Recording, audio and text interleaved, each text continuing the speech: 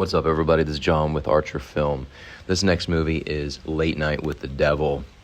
Man, I love horror films, and I wanted to love this one. I seek out all horror films, every type of genre, every budget, because I want to see good ones and I want to be scared. And this one was so close to being fantastic. Came out last year, but it's available now to stream. It is written and directed by Colin and Cameron Cairn. Stars David Dastmalchian, who's really good. He was in The Prisoner. He's in Suicide Squad. He's in a lot of stuff, and he's just got such a great face, and he just can be so unsettling.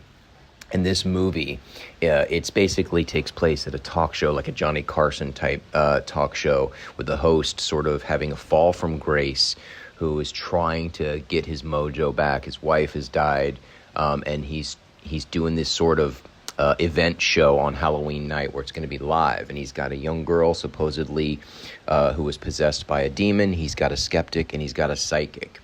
And it feels like it's real time. You feel like an audience member. Like, he talks to the camera a lot, talks to the audience, and you feel like you're a part of that, watching these moments unfold. And that is some of the best aspects of the movie.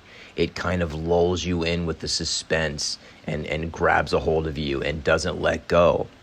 And as it builds and builds, you get this sense that you're watching something real. It feels like Blair Witch or Texas Chainsaw or The Exorcist.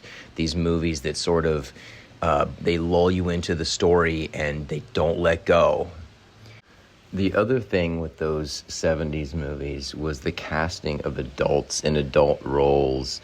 Look at Omen with Gregory Peck, Ellen Burstyn in The Exorcist, the relative unknowns in Texas Chainsaw Massacre, but, the adult characters, they populated these movies, and it just made it feel more realistic, just like this movie here. It's fantastic casting, and all of that stuff is great. The effects are great until the ending.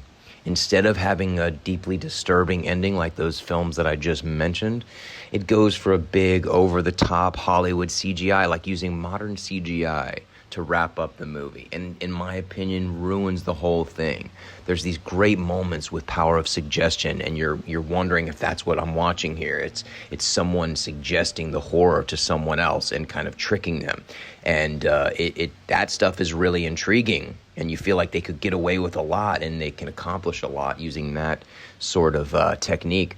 But then it kind of goes to this big, crazy CGI moment, and in my opinion, it ruins it. It's still worth watching. It's a great sort of, very specific horror movie, and it is worth watching, but that kind of killed it for me.